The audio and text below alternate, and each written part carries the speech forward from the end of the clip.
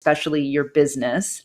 And I'm really excited about today's show. We have a return guest, Greg Hammond, and I'll give you his full bio in a minute. But what we're going to talk about is how his firm adjusted from doing in-person workshops that were super successful to them. And then when everything shut down, how did they make the adjustment to doing these virtually, online, how it's worked for his team. And I'm really, really excited about this. So Greg and I met a bunch of years ago when I was speaking in his area. And we have very similar aligned interests, and was really fascinated. And last time we had Greg on, we talked about his book, You Can Do More Than Matters. You Can Do More That Matters. And really love his approach to his business and working with his clients. So I'm actually going to read part of his bio because I think it really explains how Greg differentiates himself and his firm. So it's a great example for advisors out there listening to this, or any business person, about how do you sound different than everybody else that does what you do. And I want to make sure I get the words right. So Greg Hammond, he's a CPA and a CFP, is a financial coach, author, speaker on a mission to make a positive impact in people's lives. He's the CEO of Hammond Wealth Advisors, and he heads a team of financial coaches that educate and inspire investors to think differently about money and inspires them to create the kind of life they want. I just so love that. He speaks nationally, and on his book, You Can Do More That Matters. He's got a radio show and podcast, and is looked at as an expert throughout the industry and financial services, and actually nationally, in terms of talking about generosity and wealth management in the media. So Greg, welcome. I'm so excited to have you back on with us. Well, thank you, Ellen. It's great to be back. Yeah, so I'm so curious. When we were catching up a few weeks ago, you were telling me about how very successfully your firm had been doing workshops. And then when everything got shut down, you switched to doing them virtually. So will you start by sharing what kind of workshops you were doing, and then go into like, how did you adjust these once people couldn't be in person at a workshop? Sure. So there are two primary types of workshops that our firm does. Our kind of flagship workshop, or the way that we introduce individuals to our firm, is through a workshop titled Invested with Purpose. That is actually a full day workshop that goes through discovering their true purpose for money, as well as how to align your investments to support that purpose. And beyond that, then once you become a client, we have ongoing educational workshops, typically an hour every month, that cover different aspects of your financial picture to continue the coaching around investing. And for us, it was a challenge. We started out certainly all in person, and then quickly had to shift that. We did have an initial foray into kind of virtual broadcasting, so to speak, of our workshops, just because we do have clients in 31 states. So it was important to try to get that information to individuals. But it was primarily just a stream of a live workshop rather than a true virtual workshop like we're doing today. So you had this full day workshop, and now how are you structuring it in terms of, is it still one full day? Have you broken it out into different sections? How is it being delivered now? Well, we're still in the test phase of that. And I think that's one of the things that all of us can take away from this, is that you need to get out there and just make an effort and see what works and learn from it. As I mentioned, it's typically 5 to 6 hours in length.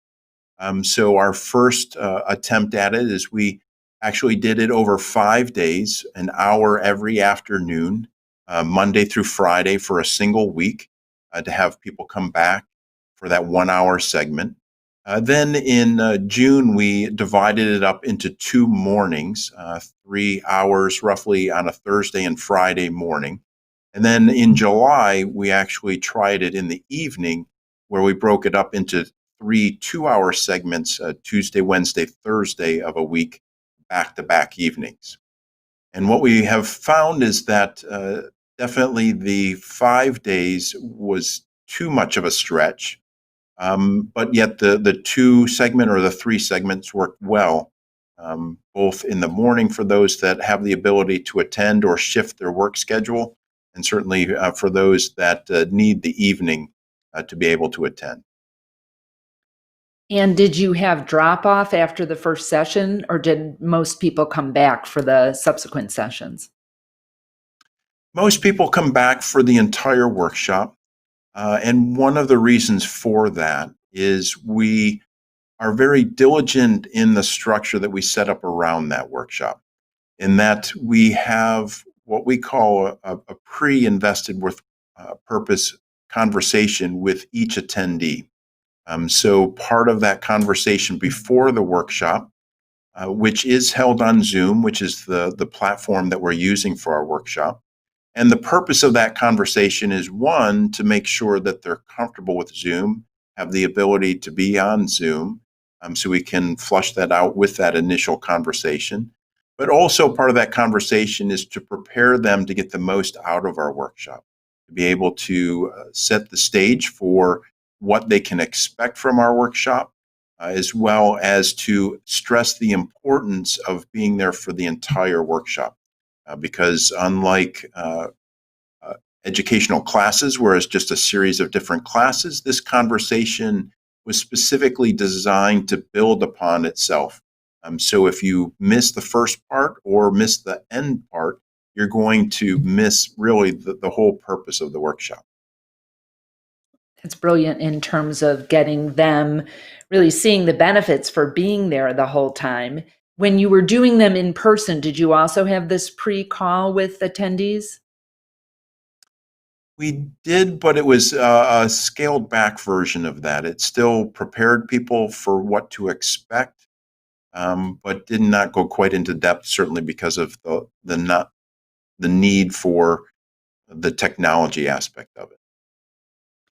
And you mentioned that your first attempt at this was just filming a live workshop. And then you went and said, no, now we're doing it virtually. So, what kinds of things did you change once you went to really more of a virtual workshop versus just filming you guys doing it live?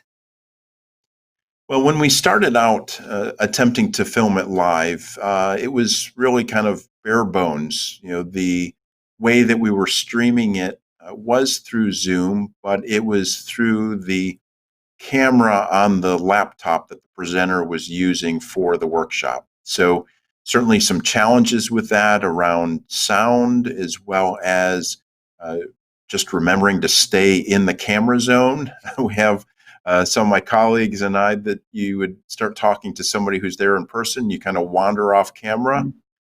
So certainly plenty of instances of that. So it wasn't ideal, but we learned from it. And by moving to having a true virtual workshop where everybody is there, it allows us, similar to our conversation today, to be a little bit more diligent as to being in the picture and the way that we structure our ability to transmit that information.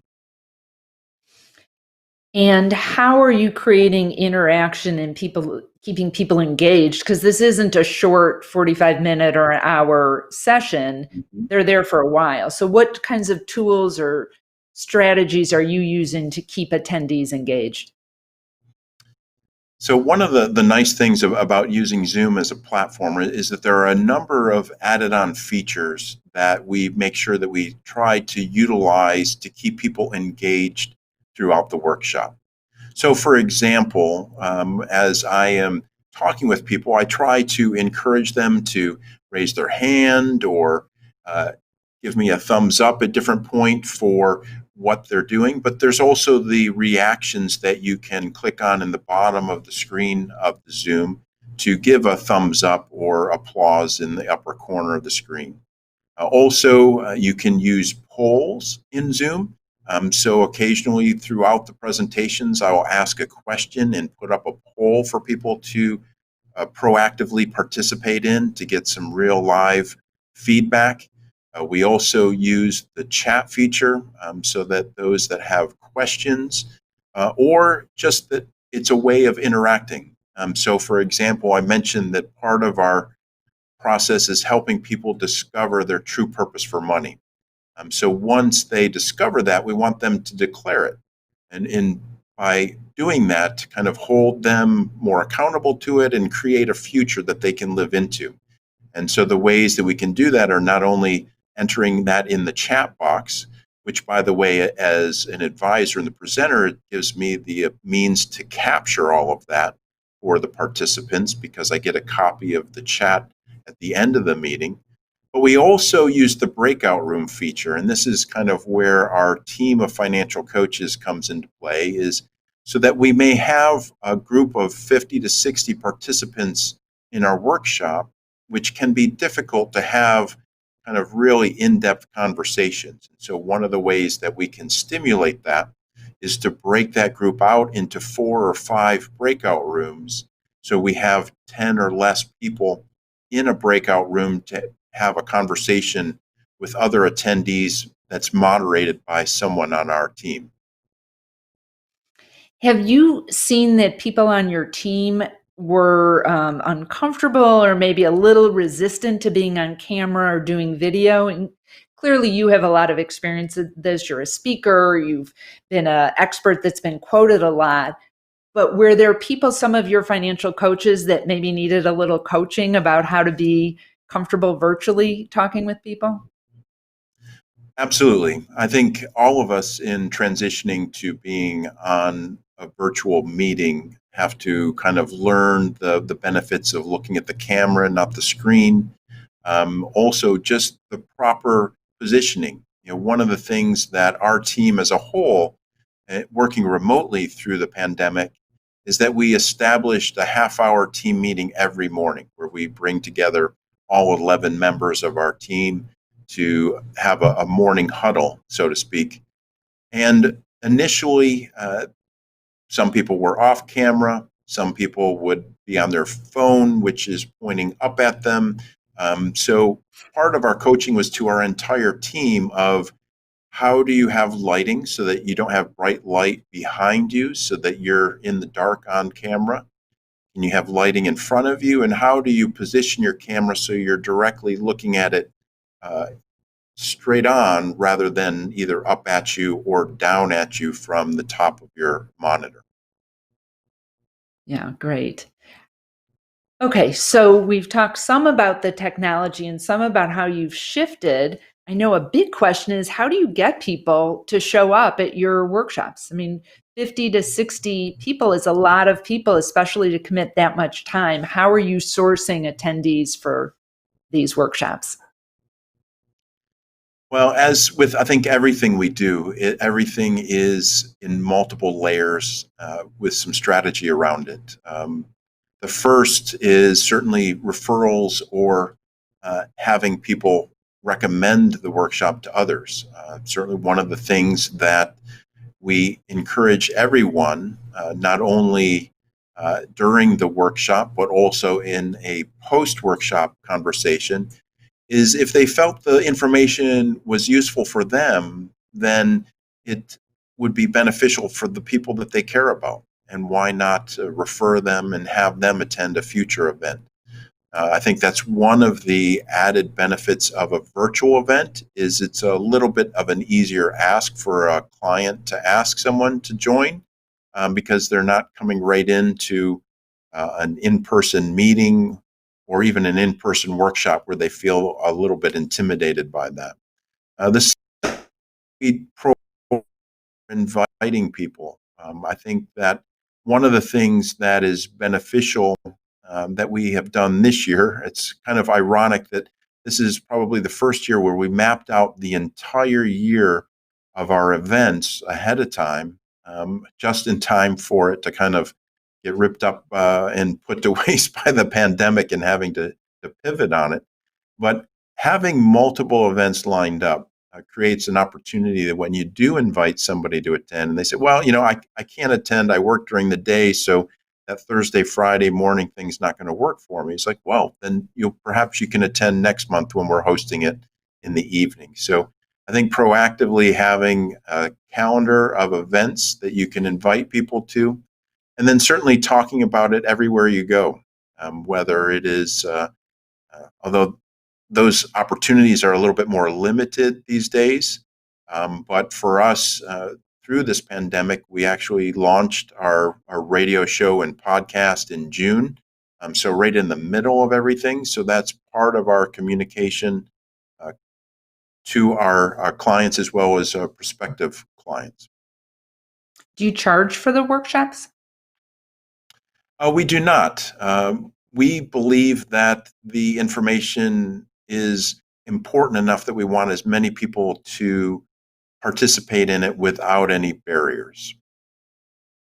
And And do you certainly one of find, the go I was going to ahead. say one of the benefits of being on a virtual platform is you're not paying for a room rental or meals or other things that make it more economical as well. And do you find that you have people who sign up and then don't show up like a typical webinar, or because you've touched base with them and done some of that Zoom training and had a conversation ahead of time that you have a pretty good show up rate? Well, it's a great question, and that is actually one of the other main purpose of having that pre-event conversation. Because if someone signs up online, for example, but they're not willing to have a 10-minute conversation ahead of our workshop, then it's just not a good fit for what we do. So for us, in order to attend the workshop and to receive the package of information that we send out in advance, you need to have that pre-event workshop. Good. And what about taking, how is the conversion working from someone who's a prospective client to having them become a client of your firms? What's your process around that? What kind of results do you get? And has it changed when you've been doing these virtually versus in person? Mhm. Well, we were fortunate that in January we did switch to Zoom for our virtual meetings that we were hosting with clients out of state that we weren't able to meet with uh, in person. So that gave us a little bit of a head start, but certainly I think that we have not seen any decrease in the ability for new prospective clients to become clients. I think that they actually appreciate the virtual relationship, and we've brought in many clients where we've really never met in person, that it's all been a virtual relationship. Yeah, I think it's interesting now that people are getting more used to communicating via their camera on their laptop, that having an advisor that's right next door for many people is becoming less important than it was even, 6 months ago. And so are you finding that your reach is expanding outside of those 31 states, or maybe that is part of what's been happening over the last few months? Well, it's been very interesting around that because in our last Invested with Purpose workshop in July, we actually had attendees from 8 different states in different time zones.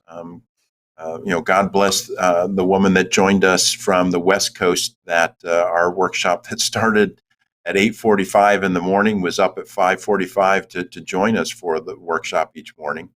But the benefits that we have seen is that it is both for those afar and that people are able to refer friends and family members that live out of state.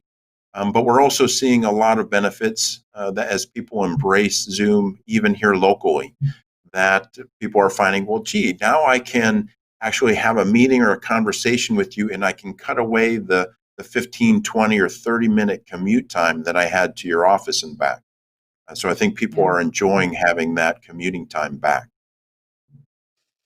Now, I'm curious, are your other advisors, your other financial coaches, when people were working in person, are they all in your area or are they across the country as well, Greg? Well, we have offices in Vermont, Connecticut, and Virginia. So we do have remote advisors that are in service clients in multiple states, as well as those that we have across the country beyond our offices. So we do have different uh, advisors working for different places, but at this point, unfortunately, are not able to commute, so are doing most of everything virtually. Yeah, like all of us. Right. Mm-hmm. So it struck me when we had our catch up conversation a few weeks ago that I was really clear on your big word. And I don't honestly remember if you called it your big word, but Mm-hmm. purpose was so clear that that is what you're about with your clients and the work that you do. So I'm so curious how you came to that realization that that's what you guys are about and decided to make that really what you're putting out there to clients and prospective clients. Well, for us, one of the things over the last few years as we've continued to improve is just through our own coaching. Both my business partner and I have been longtime believers on the importance of having a coach, not only for us around our business, but us personally, to be able to coach us to be better at what we do and what our business can accomplish. And through those conversations and talking about where we really wanted to take the firm over the next 10 years, we realized that for us personally, we wanted to have a greater impact. And we can do that both with our individual lives, through the lives of our team, and through the lives of our clients. And it all relates to purpose. And that my personal purpose is to make a positive impact in the lives of the people in my life through living a life of generosity, empowerment, and love. And it's through that focus that then I can have a greater impact. And it's what gets me out of bed every morning. And when we take a look at working with our clients, we see ourselves almost as a financial GPS, in that before we can make any recommendations or come out with any strategy, the first thing that we have to come up with is our destination. Just like when we get in the car of where we want to go somewhere, we have to pick that destination. And for us, that destination is our purpose. And that what is the purpose behind our money? What is the purpose behind our life on what we want to accomplish? Because once we have a central focus on the purpose ahead of us, then it's a matter of how do we create the path to get to it around the obstacles and things that we know will come up in life. But I think this year is an example of the fact that when you're clear on your purpose, the rest of life is just circumstances. Because no matter what the circumstances are right now, if my purpose is my family, for example, I can set up family Zoom meetings. I can reach out and have phone conversations with family members that are self quarantined on their own. I can make efforts that don't necessarily involve money. Certainly, all things and accomplishments that you want to have around that purpose, many do involve money, but many don't. And so we find that to be a powerful driver, not only in the lives of our clients, but just in the growth of our firm on helping to communicate on how we make a difference in our clients' lives. That's beautiful. I love that. And I think many advisors are focused on the technical part of what they do and how that differentiates them. The truth is that that is not a differentiator, and it's not as much as many advisors think their investment process or their planning process differentiates them. For most people, it's really not the case. And more that's going to be commoditized with AI and bigger players coming into the financial services. So when I hear someone like you being so clear about where you're adding value, why it's important to you, I imagine that for the people that are meant to work with you, that totally resonates. And everyone isn't meant to work with every advisor. So some people may go, I just want the biggest return. And then you're like, okay, great. We're not necessarily for each other, I'm imagining you would say. Am I right, Greg? Correct. You're Yeah. absolutely correct. Yeah. And it's beautiful. And And I'm also a big believer in having a coach and getting clear. I had one my entire career. I'm still working with the same coach, actually, all these years. And one of the things that I talk about in my book, You Can Do More That Matters, is that when we look at wealth, I believe that there are three dimensions to wealth. And as you mentioned, many advisors focus on the plan or the investments, which all fall into the financial dimension of wealth. But the other two dimensions are the personal relationships we have, our health and fitness, our faith traditions, as well as our social dimension. What is the impact that we want to have in our community and the people around us? And so it's when we combine all three dimensions of wealth that we really make a powerful impact, not only for our clients, but out in the world and making it a better place. It's beautiful. Thank you. Great. So, Greg, if people want to find out more about you and the work that you do, whether it's someone referring someone to you that they know would be a good fit, maybe an advisor looking for a new situation, or someone looking to bring in a speaker, where would be the best place for them to find you? The best place for all of those is our website, which is hiwealth.com. We are looking to grow our team as we continue to expand. We'd love to have more like-minded financial coaches join us to really support our clients' purposes and making a difference in the world. And certainly, if there's any way I can help, whether it's speaking at a client event or supporting anyone that has somebody locally that they just can't service, we'd be happy to have a conversation around that. That's beautiful. Thank you. And just a reminder that you can get it on Amazon, probably a link through your website also. Greg's book is great. I've referred it. As we talked about when we had a podcast earlier, it's You Can Do More Than Matters. It's really a beautiful book and important, I think, for all advisors and individual clients. It's not necessarily, if I remember correctly, it's not written specifically for advisors, but as an advisor, you're going to learn so much from this book. So it's one of my favorites. Correct. We wrote it specifically as a tool, both as a learning experience for the end reader, but as also as a conversation starter for both advisors as well as nonprofit organizations to start the conversation around charitable and philanthropic planning to make a greater impact and do more that matters. That's great, Greg. I'm so grateful for what you do in the world. I'm thrilled there's a podcast out there, so more and more people get to hear about it. And thank you so much for sharing all this information with us today. Well, it's my pleasure, Ellen. It's always good to see you and talk to you. I wish you lots of luck with everything you're doing. Thank you. Thank you. And for all of you watching this live or whether you're watching the replay, we're so grateful to have you here.